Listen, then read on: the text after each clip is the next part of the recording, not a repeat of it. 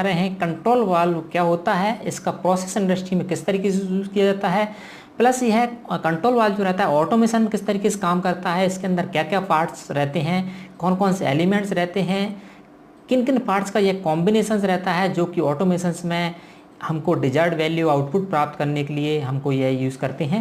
तो इन सभी के बारे में इस वीडियो में हम समझेंगे जो कि बेसिक इन्फॉर्मेशन रहेगी। और इसके लिए मैंने एक पीपीटी तैयार किया है। इस पीपीटी में मैंने बेसिक एलिमेंट्स प्लस इसकी ऑपरेशंस, इसके पार्ट्स, इसकी कंस्ट्रक्शंस, किस तरीके से ये काम करेगा, क्या क्या इसके लिए नेसेसरी सिग्नल्स रहते हैं ऑपरेट करने के लिए, प्लस इसका आउटपुट कैसे जाता है कंट्रोल रूम के लिए, सारा हमने इस पीपीटी के अंदर समावेश किया है। तो हम आपको बता देते हैं बारी बारी से। चलिए स्टार्ट करते हैं कंट्रोल वाल्व के बारे में यह बेसिक इन्फॉर्मेशन की वीडियो। इसके लिए मैं आपको बता दूं, ये कुछ मैंने इमेजेस यहाँ पे लगाई हैं नेट से सर्च करके, जो कि रेफरेंस के लिए लगाई हैं, और ये रेफरेंस इमेज के माध्यम से हम अच्छे से समझ पाएंगे। तो जैसे आप इस फिगर में देखें, यहाँ पे दो आपको कंट्रोल वाल्व की दो इमेजेस दिख रही हैं। जैसे एक इमेज ये है, एक इमेज ये है, दोनों सेम है। अलग अलग टाइप्स के कंट्रोल वाल्व रहते हैं, डिपेंड करती है उनकी साइजिंग पर, आपकी प्रोसेस में किस टाइप प्रोसेस है, क्या आपको प्रोसेस में कंट्रोल करना है, फ्लो करना है, या किसी लिक्विड लेवल कंट्रोल करना है, या फिर स्टीम का टेम्परेचर कंट्रोल करना है। ये डिपेंड करता है आपकी प्रोसेस पर, और उसी की प्रोसेस के अकॉर्डिंग आपका कंट्रोल वाल्व डिजाइन किया जाता है। ठीक है, तो हम यहीं पे समझ लेते थोड़ा सा। इसके अंदर पहली बात तो कंट्रोल वाल्व जो बेसिक, इसके अंदर 3 पार्ट्स रहते हैं। 3 पार्ट्स यानी कि आप यहाँ पे इस फिगर में देखें 3 पार्ट्स। एक नीचे वाला पार्ट रहता है, इसको बोलते हैं, इसको बॉल बोलते हैं। ठीक है, और इसको बाल बॉडी बोल सकते हैं। ये इसके अंदर वाल्व रहता है। बाल में आप देखें यहाँ पे पूरा इसके अंदर जो बॉल बॉडी रहती है, बॉल रहता है जो भी रहेगा, और यहाँ पे एक शाफ्ट रहता है, उससे बॉल कनेक्ट रहता है। और यहाँ पे ये आप देखें इधर, ये दो इसकी फ्लैंज रहती है। जो फ्लैंज जो है पाइपलाइन में जहाँ भी आपको फिट करना है, साइज के अकॉर्डिंग वहाँ पे ये फिट हो जाता है, इसको फिट कर दिया जाता है। ठीक है, इसके बाद ये सेंटर वाला पोर्शन है, ये इसका बाल पोजिशनर रहता है। ठीक है, पोजिशनर नाम से क्लियर हो रहा है, यह बाल्ब की पोजीशन चेक करता है, आइडेंटिफाई करता है कि बाल्ब कितना परसेंट ओपन है, कितना परसेंट क्लोज है, या इसको जैसे सिग्नल आता है पोजिशनर को कंट्रोल रूम से फीडबैक आता है, उसके अकॉर्डिंग ये इसको ओपन क्लोज करता रहता है। प्लस उसी पोजीशन को यह रीड भी करता रहता है पोजिशनर। यानी कि पोजिशनर कंट्रोल वाल्व का एक मेन पार्ट होता है, ब्रेन होता है, जो कि पोजिशन कंट्रोल वाल्व की पोजिशन को देखता है और फीडबैक जो उसको मिल रहा है, सिग्नल मिल रहा है, उसके अकॉर्डिंग उस पोजिशन को सेट करता है। इसके बाद ऊपर आप देखें इस टाइप का आपको दिखेगा, ये वाला पोर्शन जो रहता है इसको बोलते हैं हम एक्चुएटर। ठीक है, एक्चुएटर काम क्या होता है एक्चुअली कि ये इसको जो बॉल्व है इसको ओपन क्लोज करता है, और इसके लिए सिग्नल मिलता है पोजिशनर से। अब ये कहाँ सिग्नल आएगा, कैसे आता है, वो हम आपको विस्तार से इस पीपीटी में समझाने वाले हैं। आगे बढ़ते हैं। सेम टू सेम में आपको फिगर ये भी है, यहाँ पे देखिए एक पोजिशनर यहाँ भी लगा हुआ है। ये ऊपर वाला पोर्शन हम बता दें, इसको बोलते हैं वाल्व एक्चुएटर। नीचे वाला आपका है बॉडी, वाल्व बॉडी या वाल्व, और ये आपका पोजिशनर। 3 पार्ट रहते हैं इसमें। पहला पार्ट आपका आ गया एक्चुएटर, दूसरा पार्ट आपका क्या क्या बाल पोजिशनर, एंड थर्ड पार्ट आपका बॉडी या बाल बोलेंगे। ठीक है, अब पोजिशनर में आपको देखें, यहाँ पे आपको यहीं पे समझ लेते हैं, कुछ आपको लगा हुआ है यहाँ पे आपको देखें, ये I2P है। I2P एक प्रकार का ट्रांसड्यूसर रहता है, या यूँ कहें कि आपका करंट टू प्रेशर कन्वर्टर रहता है, जो कि इलेक्ट्रिक जो सिग्नल आता है उसको न्यूमेटिक सिग्नल में कन्वर्ट कर देता है। अब ये कैसे करता है उसको हम समझेंगे, है ना। इसके बाद आपको यहाँ पे लगा रहता है आपका एयर फिल्टर रेगुलेटर। ठीक है, जिसके अंदर भी प्रेशर गेज लगा हुआ है, और आपके 2 प्रेशर गेज और लगे हैं। तो जो पोजिशनर रहता है उसमें 3 इनपुट रहते हैं, 3 इसमें पोर्ट रहते हैं, 2 इनपुट रहते हैं, 1 आउटपुट रहता है। ठीक है, अब 2 इनपुट 1 आउटपुट क्यों है, इससे 1 आउटपुट निकल के जाता है आपके एक्चुएटर में, तो वो आउटपुट हो गया। 2 इनपुट रहते हैं, 1 इनपुट आपको जो है वो I2P से इसमें आता है। I2P कंट्रोल रूम सिग्नल आता है, आउटपुट में इलेक्ट्रिक सिग्नल, और यहाँ से I2P सिग्नल आता है, वह इसकी रीडिंग्स लेने की आपका रहता है, क्या बोलते हैं, प्रेशर के। एक रहता है आपको इंस्ट्रूमेंट एयर आती है डायरेक्ट इसको ऑपरेट करने के लिए, तो वहाँ पे आप एयर फिल्टर लगाते हैं, चूँकि एयर में मॉइस्चर रहता है। हालांकि जो बड़ी बड़ी ऑटोमेशन की इंडस्ट्रीज रहती हैं उनमें जो इंस्ट्रूमेंट एयर रहती है, इंस्ट्रूमेंट एयर ड्राई बनाई जाती है। वैसे जनरली जो आपने देखा होगा कि यदि एयर जो बनती है, आप कहीं विजिट करेंगे, आपकी मोटरसाइकिल के एग्जांपल ले लेते हैं, वहाँ पे आप जो एयर आप अपने कंप्रेसर से मोटरसाइकिल में आप एयर फिल करवाते हैं, तो वह एयर जो रहती है कंप्रेसर से कंप्रेस कर लिए, उसमें जो है मॉइस्चर रहता है। ठीक है, हम मोटरसाइकिल टायर में ट्यूब में भरवाते हैं वो, लेकिन इंस्ट्रूमेंट में जो इंस्ट्रूमेंट प्लांट अलग रहता है, उस प्लांट में इंस्ट्रूमेंट एयर को सक करा जाता है, प्लस उसको ड्राई बना जाता है। वहाँ पर ड्रायर रहते हैं, मतलब उससे मॉइस्चर पूरा रिमूव कर दिया जाता है। मॉइस्चर फ्री एयर रहती है, जिसका हम इंस्ट्रूमेंट एयर हम नाम बोलते हैं, और इंस्ट्रूमेंट एयर का यूज़ करते हैं। फिर भी उसमें कुछ मॉइस्चर रहता है, उस मॉइस्चर रिमूव करने के लिए आप air filter plus regulator use करते हैं। तो तो इसके लिए यहाँ पे एयर फिल्टर रेगुलेटर लगाया था। आगे बढ़ते हैं, हम थोड़ा समझ लेते हैं इसको आगे से। यहाँ पे देखें आप, प्रोसेस इंडस्ट्री जो लोग काम करते हैं, जिन लोगों ने देखा इस टाइप का उनको आपको देखने का मिलेगा। स्टीम लाइन है या फ्लो लाइन है या आपकी कोई भी प्रोसेस लाइन है, उसमें आपको इस तरीके से लगाया जाता है आपका कंट्रोल वाल्व, और ये क्लोज लूप में काम करता है। ठीक है, आप बताएंगे कैसे काम करता है। एक यहाँ पे लगा हुआ है, इसमें आपके नेसेसरी पार्ट्स हैं। आपका एक यहाँ पे पोजिशनर लगा होगा, आपका ये वाला पोर्शन एक्चुएटर हो गया, नीचे आपकी वाल्व हो गया जिसको बॉडी बोलते हैं, एक आपको ये हो गया रेगुलेटर, एयर फिल्टर रेगुलेटर। ठीक है, अब एयर फिल्टर रेगुलेटर का ये क्यों करते हैं, रेगुलेटर करेंगे प्लस इसको एयर फिल्टर करके हम देते हैं पोजिशनर को, है ना। आगे बढ़ते हैं कैसे देते हैं। अब ये यहाँ पे कुछ और इमेजेस है जिसको और अच्छे से समझ लेते हैं। सेम टू सेम आप देखें, इस तरीके आपको देखना मिलेगा। ये आपका हो गया पूरा, नीचे हम बात कर रहे थे बाल बॉडी, ये पूरा बाल हो गया। ठीक है, ये आपकी फ्लैंज हो गई, यहाँ से प्रोसेस में ये कनेक्ट होता है इनके माध्यम से, और सेंटर पोर्शन आपका ये बाल पोजिशनर हो गया। ठीक है, ये आपका एक्चुएटर हो गया। ठीक है, ये आपका एक रेगुलेटर लगा हुआ है। ठीक है, ये हो गया। इस तरीके से सारी इमेजेस है। ये यहाँ पे किसी पोजिशनर में आपको 2 गेज देखने को मिलेंगे, किसी में 3 मिलेंगे।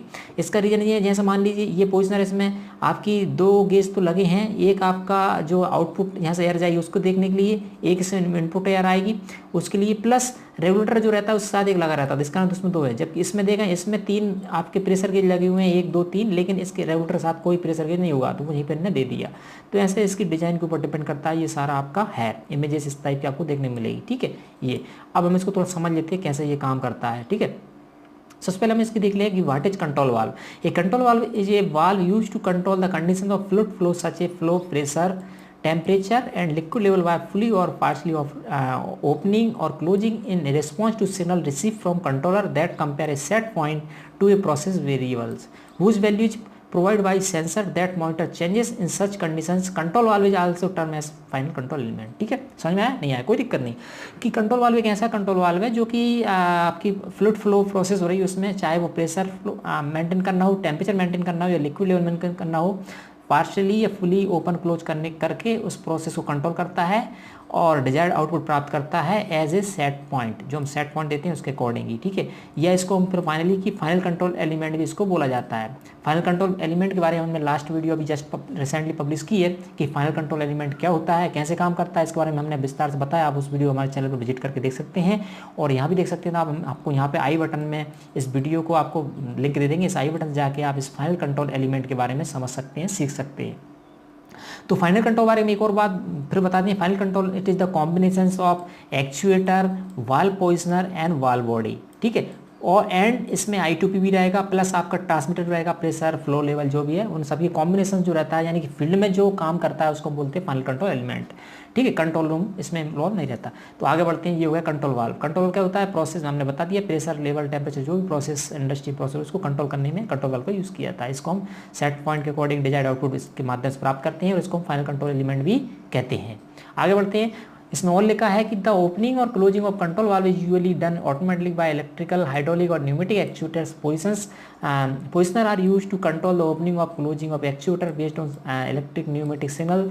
These control signal traditional based on 3 to 15 PSI और 0 to 0.2 to 1 bar and common general use 4 to 20 milliamps signal in industries. ठीक है, तो हम यहाँ पे थोड़ा सा समझ लेते हैं कि जिस प्रोसेस लाइन में जैसे इस इंडस्ट्री हमको कंट्रोलिंग करना है, तो हमारा क्या होता है कि कंट्रोल रूम से 4 to 20 मिलियम्स सिग्नल आता है। ठीक है, जो कि एनालॉग सिग्नल रहता है और इलेक्ट्रिक सिग्नल रहता है। Electric signal, analog signal control room से आता है। अब यह सिग्नल आता है जस्ट I2P के पास। I2P क्या है आपका, I2P इसको बोलते हैं, जिसको हम बोलते हैं करंट टू न्यूमेटिक कन्वर्टर, या इसको बोलते हैं इलेक्ट्रिक करंट जो रहती है, इसको ऐसा बोल सकते हैं। ये एक प्रकार का ट्रांसड्यूसर रहता है जो इलेक्ट्रिक सिग्नल को न्यूमेटिक सिग्नल में कन्वर्ट कर देता है। ट्रांसड्यूसर काम है। अब कैसे कन्वर्ट करता है वो हम बता दें। जैसे मान लो 4 to 20 मिलियम्स के रेशियो में यहाँ पे इनपुट सिग्नल आता है कंट्रोल रूम से कि भाई हमारा वाल्व हमको ओपन करना है या फिर क्लोज करना है। ओपन करना है तो सिग्नल आपका बढ़ेगा 420 मिलियम्स के रेशियो में, और या फिर क्लोज करना, राउंड करना है तो उसके करस्पॉन्डेंस में I2P कन्वर्टर क्या करता है, एक एयर प्रेशर सिग्नल जनरेट करता है। और I2P का जो आउटपुट रहता है, I2P का आउटपुट रहता है वो रहता है आपका 0.2 से लेकर 1 kg पर सेंटीमीटर स्क्वायर। ठीक है, 0.2 to 1 kg पर सेंटीमीटर स्क्वायर आउटपुट रहता है I2P का। यदि 4 मिलियन सिग्नल आएगा कंट्रोल रूम से तो आपका I2P कन्वर्टर है, ट्रांसड्यूसर है, वो 0.2 kg का एयर सिग्नल निकालेगा, आउटपुट देगा। यदि 20 मिलियन सिग्नल आएगा तो फुली ऑपरेट करने के लिए सिग्नल आएगा जो कि 1 kg इसका रहेगा। अब हम आपसे बात करेंगे, चाहे कंट्रोल वाल्व या कंट्रोलर कितना ही बड़ा हो कितना ही छोटा हो, I2P की सिग्नल स्टैंडर्ड है all over India and all over world. अब मुझे ये बताइए, यदि 1 kg दें और कितना ही बड़ा वाल्व है तो क्या ओपन हो पाएगा? क्या वो कंट्रोल वाल्व 1 kg प्रेशर से? नहीं होगा। उसके लिए हम क्या करते हैं, यहाँ पे extra air pressure instrument air इसमें दे के रखते हैं, जो कि रहती है 3 to 15 kg के बीच में, ठीक है, 3 to 15 kg। जनरली जो आपका 5 से 6 kg इसमें रहता है, किसमें? 5 से 6 kg प्रेशर रहता है, जो कि एक्सटर्नल एयर सप्लाई हम दे के रखते हैं पोजिशनर में, जो कि इनिशियली उसको ऑपरेट करना है, ठीक है, उसकी डिज़ाइन के ऊपर डिपेंड करता है। अब मान लीजिए आपने 5 kg या 4 kg इसमें इनिशियल सिग्नल दे रहा है, उसमें अपने यदि आपने आपको 0.2 kg बढ़ाएंगे तो वो 5 + 0.2 kg के अकॉर्डिंग ऑपरेट होगा। यदि 1 kg दे दी हमने यहाँ से फुली ऑपरेट के लिए तो 1 kg + 5 kg आपने इनिशियल इसकी रेंज है तो उसके अकॉर्डिंग ये ऑपरेट होता है। समझ जाओगे आप, इनिशियली सप्लाई देते हैं हम, दे के रखते हैं पोजिशनर में, तो वह सप्लाई हमारी रहती है इंस्ट्रूमेंट एयर रहती है, जो कि इंस्ट्रूमेंट प्लांट से आती है प्लांट में। अब एयर फिल्टर रेगुलेटर उस एयर में यदि मॉइस्चर है तो उसको रिमूव करते हैं, प्लस रेगुलेट क्यों करते हैं? रेगुलेट इसलिए करते हैं क्योंकि जनरल इंडस्ट्री में जो एयर प्रेशर रहता है वो 8 से 9 kg लगभग रहता है। अब 8 से 9 kg, ये मान लो किसी इंस्ट्रूमेंट लिए ऑपरेट करने के लिए 4 kg की रिक्वायरमेंट है, 3 kg रिक्वायरमेंट है, 5 kg रिक्वायरमेंट है, तो डायरेक्ट यदि जो 10 kg या 8 kg का आपकी इंस्ट्रूमेंट एयर बन रही है प्लांट में, यदि हम बोल देंगे तो गड़बड़ हो जाएगा सिस्टम। इस कारण से रेगुलेटर द्वारा हम उस kg जो रेंज है उसको सेट करते हैं, और सेट करके हम देख लेते हैं इस प्रेशर गेज में कि हमको इसकी रिक्वायरमेंट कितनी है, उतनी हम एयर प्रेशर इसमें परमानेंटली सेट करके दे देते हैं। तो आपका एक पोर्ट क्लियर हो गया। I2P आपका इंडस्ट्री से कंट्रोल रूम से आता है, PID कंट्रोलर के माध्यम से आउटपुट इलेक्ट्रिक सिग्नल, और यहाँ से जो I2P सिग्नल निकलता है वह 1 kg एक गेज के द्वारा मेजरमेंट करते हैं कितना इसमें सिग्नल जा रहा है, दूसरा गेज हो गया। और तीसरा इसका पोजिशनर से आउटपुट निकलता है जो जाता है आपके एक्चुएटर में, तो तीसरा गेज हम देख लेते हैं कितना आउटपुट निकल रहा है, इसलिए इसमें 3 गेज लगाते हैं। अब ये जो एक्चुएटर है ये 2 प्रकार का रहता है, air to open and air to close. Air to open air to close क्यों है कि यदि आपकी जो टैपिंग रहती है, आप देखें यहाँ पे ये टैपिंग है, यदि नीचे से इसमें दी जाए तो वो बन जाता है आपका air to open, air supply आएगी तो ये ओपन होगा, और ऊपर से दे दी जाए तो ये बन जाता है आपका एयर टू क्लोज, ठीक है। अब एयर आएगी तो क्लोज आएगी हो जाएगा, एयर नहीं जाएगी तो ये ऑटोमेटिक ओपन रहेगा। अब यहाँ पे देखें, यहाँ पे एक आपका प्लंजर अरेंजमेंट लगा रहता है, ठीक है। प्लंजर अरेंजमेंट क्या करता है कि मान लीजिए कि वहाँ से आपके कंट्रोल रूम से कमांड आएगी 50% हमको कंट्रोल वाल्व ओपन करना है, 50% ओपन करना है, तो आपने वहाँ से 50% यानी कि 420 के बीच में जो भी रेशियो आपका 12 मिलियम्स यदि जो भी आपकी रेंज आएगी 50 के रेशियो में, आपने सिग्नल वहाँ से रिलीज कर दिया, यहाँ पे I2P ने उसके अकॉर्डिंग प्रेशर निकाला और इसको ओपन कर दिया। अब आपको पता क्या चलेगा कि भाई आपने 50% ओपन किया है तो क्या आपका कंट्रोल वाल्व ओपन हुआ है कि नहीं हुआ, ठीक है ना। तो यह पोजीशनर उसको देखता है, ओपन होगा तो यहाँ प्लंजर ये उसको देखेगा, और इसमें एक अरेंजमेंट रहता है वो पूरा उसको पोजीशन को सेट कर लेता है 50% के अकॉर्डिंग। यदि 50% नहीं है तो फिर इसको ओपन करेगा ये, और ज़्यादा हो गया तो फिर इसको वापस क्लोज करेगा। तो ये प्लंजर इसका देखा जाए तो इसकी यहीं पे पोजीशन देखने के लिए यूज़ करते हैं, एक फीडबैक का काम करता है पोजिशनर के लिए यह प्लंजर कंट्रोल वाल्व का। तो इस तरीके से ये पूरा प्रोसेस होता है, ठीक है ना। आप समझ होंगे इसमें, और हम आगे बढ़ते हैं अगली स्लाइड्स में और कुछ देख लेते हैं, चूँकि यही बता देंगे तो काफ़ी लेंथी वीडियो होगी। अब आगे बढ़ते हैं। ऑपरेशन कंट्रोल वाल्व और भी लिखा है इसमें, देखें, the most common final control element in the process control industries in the control valve manipulated flowing fluid such as gas, stream, water और chemical compound to component for the load disturbance and keep the regulated process variable as close possible to the desired set point, ठीक है ना।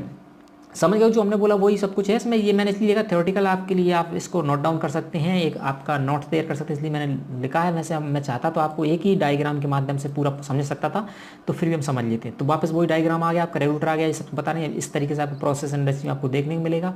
आगे बढ़ते हैं, इसमें क्या है ऑपरेशन कंट्रोल वाला, इसमें और लिखा है एक डायग्राम माध्यम से और समझेंगे। यहाँ पे इसमें लिखा है any control loop usually consist of sensor of the process conditions, is transmitter and A controller that compare the process variables receive from the transmitter with the set point that means the desired process conditions. The controller is turn send a corrective signal to the final control element, the last part of the loop, and the muscles of the process system. ये तो कोई दिक्कत नहीं, लेकिन आप समझ लें। अब देखें यहाँ पे मान लीजिए आपका इस तरीके से था, ये पूरी ये है ना आपको दिख रहा फिगर इस तरीके, ये आपका इंडस्ट्री में आपको दिखता है, लेकिन इसका एक डायग्राम यहाँ बना हुआ है, इसको हम अच्छे समझते हैं, कैसे समझेंगे।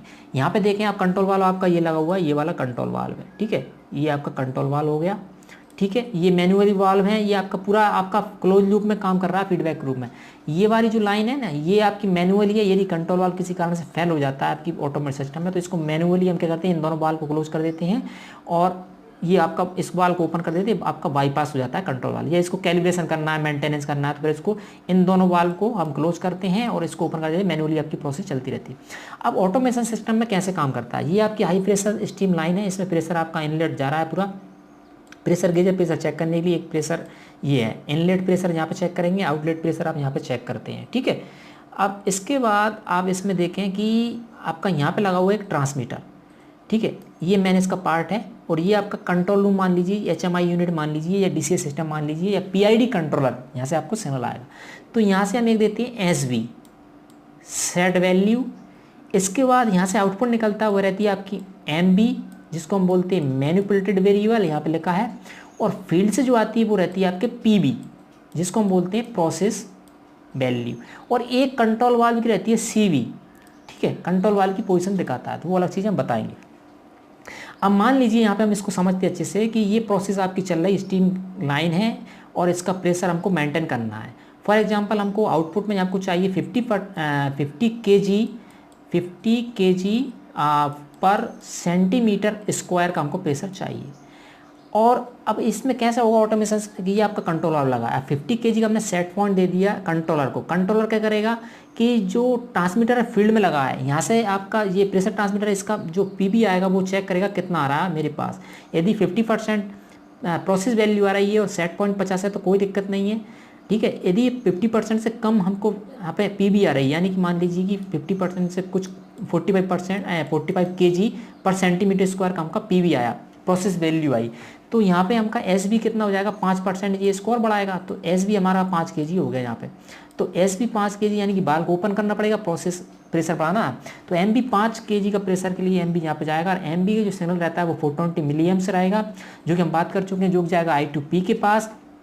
I2P से आपका बनेगा न्यूमेटिक सिग्नल, न्यूमेटिक सिग्नल से आपका पोजिशनर पे जाएगा, पोजिशनर आपको सिग्नल कंट्रोल वाल को पोजिशन चेक करके एक्चुएटर को सिग्नल पहुंचाएगा, एक्चुएटर उसके अकॉर्डिंग ओपन होगा, और आपकी यहाँ पे प्रोसेस जो है फ्लो बढ़ जाएगा। फ्लो बढ़ेगा तो आपको ऑटोमेटिक स्ट्रीमलाइन का प्रेशर बढ़ेगा, प्रेशर बढ़ेगा तो आपका जो PB ऑटोमेटिक कम हो जाएगी, और इस प्रकार यदि PB बढ़ती है तो फिर आपका MB निकलेगा, जाएगा I2P सिग्नल के 420 मिलीएम्प्स एनालॉग सिग्नल कम होगा, कंट्रोल वाल्व क्लोज होगा, और इस तरीके से हमका डिजायर्ड आउटपुट मिल जाएगा, यानी आपका ऑटोमेशन सिस्टम में प्लांट चलता रहेगा। तो इस तरीके से ऑटोमेशन सिस्टम में कंट्रोल वाल्व काम करता है। तो मुझे लग रहा है कि काफ़ी अच्छे से इसमें बताने का प्रयास किया जो मुझे पता था। और हाँ, इसमें एक CV क्या रहता है, CV आपकी पोजीशन रहती है, कंट्रोल वाल्व ओपनिंग दिखाता है कितने % कंट्रोल वाल्व ओपन हुआ है, ठीक है। तो ये CV रहता है, कभी इसके लिए सेपरेट वीडियो बनाएंगे, फिलहाल ये हो गया। तो इसके बाद और इस पर देख लेते हैं। लगभग मुझे लग रहा है मैंने कंट्रोल वाल्व रिलेटेड सारा सब कुछ इसमें जो था वो बता दिया, इसके अलावा मुझे लग रहा है कुछ बताने लायक नहीं है। फिर भी इस PPT को हम पूरा कंप्लीट कर लेते हैं, चूँकि इसमें कुछ और है वो देख लें। हाँ, कंट्रोल एक्शंस, वहाँ पे कंट्रोल वाल्व एक्शन मैंने बता दी, air to open and air to close. अब इसको प्लांट में देखते कैसे आइडेंटिफाई करेंगे वो हम बता लें। यदि आपकी टैपिंग में ऑलरेडी स्टार्टिंग बता चुका हूँ कि जो पोजिशनर से आउटपुट निकल के कंट्रोल वाल्व के एक्चुएटर में यदि नीचे से हम इनलेट दें तो वह आपका एयर टू ओपन हो जाएगा, और ऊपर से दें टैपिंग तो वह एयर टू क्लोज हो जाएगा। अब नीचे से ऊपर दिए तो इसमें क्या रहेगा, ये वाला जो माउंटिंग रहती है इसमें एक स्प्रिंग रहता है। जो स्प्रिंग रहता है, स्प्रिंग क्या करता है, इसको एक्चुएटर के अंदर एक रहता है डायफ्राम, और डायफ्राम के ऊपर स्प्रिंग है हैवी इस कारण, तो ये इसको क्या प्रेस करके रखती है डायफ्राम को। अब डायफ्राम प्रेस का मतलब कि परमानेंट आपका जो वाल्व है क्लोज है, ठीक है। अब जब हम एयर टू ओपन करेंगे, यहाँ सप्लाई देंगे तो क्या होगा, डायफ्राम ऊपर मूव करेगा, और मूव करेगा तो आपका वाल्व जो है ओपन हो जाता है, एयर टू ओपन। और जैसे एयर प्रेशर जो है इसका देना हम कम करेंगे या बंद करेंगे तो वापस स्प्रिंग के कारण यह डायफ्राम अपनी पोजीशन पर जाता है, तो वाल्व आपका क्लोज हो जाता है। ये बात है एयर टू ओपन की। Same to same air to close में स्प्रिंग नीचे रहती है, यहाँ पे एयर टू क्लोज ये स्प्रिंग क्या करती है, इसको ऊपर दबा के रखती है, किसको, आपके अंदर, इसके अंदर रहता है डायफ्राम को। अब जब हम इसको एयर टू क्लोज करना है, यहाँ से एयर सप्लाई देते हैं तो एयर सप्लाई कारण डायफ्राम नीचे मूव करता है, स्प्रिंग कंप्रेस होती है, और आपका बाल्व सिस्टम नीचे जाता है, बाल्व सिस्टम लग रहता है बाल्व, जो बाल्व आपका क्लोज हो जाता है, यानी कि फ्लो आपका यहाँ पे क्या होता है, बंद हो जाता है। और जैसे हम एयर प्रेशर को यहाँ पे कम करते हैं तो आपका ऑटोमेटिकली जो स्प्रिंग है वो डायफ्राम को अपनी पोजीशन पे पहुँचा देती है, तो बाल्व आपका ओपन हो जाता है। तो ये air to close, air to open इस टाइप के रहते हैं और इसमें कुछ ज़्यादा नहीं है। ये आप ओनली फील्ड में देख के भी इनका डायरेक्ट आइडेंटिफाई कर सकते हैं, ठीक है। और आगे समझते हैं इसमें कुछ क्या लिखा है। Control action of a close loop, control of there can be failure to safety, ये वही है air to open, air to close, है ना। एयर और control signal failure to open, या एयर फेलियर हो जाए तो ओपन हो जाए, एयर फेलियर हो जाए तो क्लोज हो जाए, तो वो उसी को दूसरे तरीके से यूज़ करते हैं। जैसे देख लें, एयर और control signal failure to close, air fail हो जाए तो क्लोज हो जाए, यानी कि इसमें परमानेंट एयर सप्लाई हम दे के रखेंगे। यदि इसमें तो परमानेंट एयर सप्लाई देखेंगे, परमानेंट हमारा वाल्व ओपन रहेगा। अब एयर फेलियर हो जाए, यानी प्लांट ट्रिप हो जाता है, अचानक सडनली ट्रिप हो जाता है, तो इसके एयर प्रेशर अचानक चला जाएगा, तो क्या हुआ, हमारा एक्चुएटर अपनी पोजीशन पे आएगा, तो वापस ये ऑटोमेटिक क्लोज हो जाएगा। तो एयर फेलियर टू क्लोज ही हो जाएगा। अब एयर फेलियर टू ओपन, है ना। अब परमानेंट इसमें एयर सप्लाई हमने दे के रखी है। यदि प्लांट ट्रिप होता है, कोई फॉल्ट आता है प्लांट में और आपकी एयर सप्लाई वहाँ से चली जाती है, तो क्या हुआ, यहाँ पे एयर प्रेशर आना बंद हो जाएगा, तो ऑटोमेटिक प्रेशर बंद होगा, तो आपका वाल्व जो है आपका ऑटोमेटिक ओपन हो जाएगा। तो ये डिपेंड करता है प्रोसेस आपकी किस सिचुएशन, किस टाइप प्रोसेस आप वहाँ पे मेंटेन कर रहे हैं, किस टाइप प्रोसेस आप कराना चाह रहे हैं, ठीक है। तो इस तरीके से अब ये पार्ट ऑफ आपका कंट्रोल वाल्व वगैरह ऑलरेडी बात कर चुके हैं। 3 पार्ट होते हैं, कंट्रोल वाल्व, एक्चुएटर, आपका पोजिशनर एंड वाल्व बॉडी, ये है। इसके बारे में आप देख लें, ये तीनों पार्ट्स हैं, ठीक है। 3 मेन पार्ट से बना होता है कंट्रोल वाल्व, ठीक है। नेक्स्ट इसमें वाल्व पोजिशनर, इसके बारे में ऑलरेडी बात कर चुके हैं। पोजिशनर क्या रहता है, प्लंजर रहता है इसमें, ये वाला, इसमें प्रेशर गेज रहते हैं, ठीक है। 3 प्रेशर गेज, 2 इनपुट रहते हैं, 1 आउटपुट रहते हैं, ठीक है। आउटपुट रहता है आपका, 1 आउटपुट जाता है एक्चुएटर लिए, 2 इनपुट रहते हैं, एक फील्ड से आपकी इंस्ट्रूमेंट एयर आती है, प्लस एक I2P से इसमें एयर आती है, ठीक है। तो तीनों का प्रेशर चेक करने के लिए यहाँ पे 3 प्रेशर गेज आपके लगे होते हैं। ये आप देखें इस टाइप, ये है, अलग अलग कंस्ट्रक्शंस रहती हैं, अलग अलग डिजाइन की रहती हैं आपकी, इस तरीके से, ठीक है। ये हो गया बाल पोजिशनर से। आप यहाँ पे और देख सकते हैं कुछ और है, ये आपका प्लंजर अरेंजमेंट जो नीचे मैंने बताया था, ये पोजीशन चेक करने के लिए अरेंजमेंट है। इसके अंदर आपके ये प्रेशर गेज भी लगे हैं, ये प्रेशर गेज लगे हैं, ठीक है। और ये आपका रेगुलेटर लगा है, तो ये इस तरीके से रहता है पूरा इसका सेटअप, ठीक है। तो thanks for watching this video. आपको उम्मीद करते हैं दोस्तों, अब ये वीडियो मैंने काफ़ी कुछ बताने का प्रयास किया, वीडियो लेंथी हो गई है, लेकिन एक इंटरेस्टिंग वीडियो, जो नॉलेज रहता ना चाहिए, कंप्लीट इन्फॉर्मेशन रहना चाहिए वीडियो के अंदर, वो मैंने आपको इस वीडियो के माध्यम बताने का प्रयास किया, जो मेरे अंदर था। और हो सकता है कि मैंने इसमें कुछ कमियाँ हो, कुछ गलती अशुद्धि बताई हो, लेकिन जो मुझे पता था यहाँ तक मैंने आपको कंप्लीट बताने का प्रयास किया। यदि आपके पास इससे भी अच्छी इन्फॉर्मेशन है तो कमेंट करके आप शेयर कर सकते हैं। और उम्मीद करता हूँ ये वीडियो आपको काफ़ी हेल्पफुल रहेगी इंडस्ट्री लेवल के हिसाब से। तो यदि वीडियो अच्छी लगे तो वीडियो को लाइक जरूर कर लें, यहाँ पे दोस्तों के साथ शेयर कर लें। और मैं इस चैनल पर इसी प्रकार की इंटरेस्टिंग इन्फॉर्मेटिव वीडियोस पब्लिश करता रहता हूँ, तो आप चाहते हैं उसका नोटिफिकेशन ही आपको मिल जाए और हमारी अगली वाली आने वाली वीडियो भी आप देखना चाहते हैं, तो हमारे इस जो अशोक यूट्यूब चैनल है उसको आप सब्सक्राइब कर लें। सब्सक्राइब करना आपको बताने फ्री है। जैसे आप सब्सक्राइब करेंगे आपको एक बेल आइकन दिखेगा, उस बेल आइकन की जो घंटी है उसको भी आप प्रेस कर दें, ताकि ये घंटी क्या है, नोटिफिकेशंस है। जैसे आप इसको ऑन करेंगे तो आपका नोटिफिकेशंस ऑन हो जाएंगे, वो रहेंगे। जब भी मैं नई वीडियो पब्लिश करूंगा आपके उसका नोटिफिकेशन आपको मोबाइल पे पता चल जाएगा, तो आप उस वीडियो को आसानी से देख सकते हैं। तो उम्मीद करते हैं ये समझ में आया होगा। तो इस वीडियो में इतना ही, मिलते हैं इसी प्रकार की इंटरेस्टिंग नॉलेजेबल वीडियोज़ के साथ। तब तक के लिए नमस्कार दोस्तों।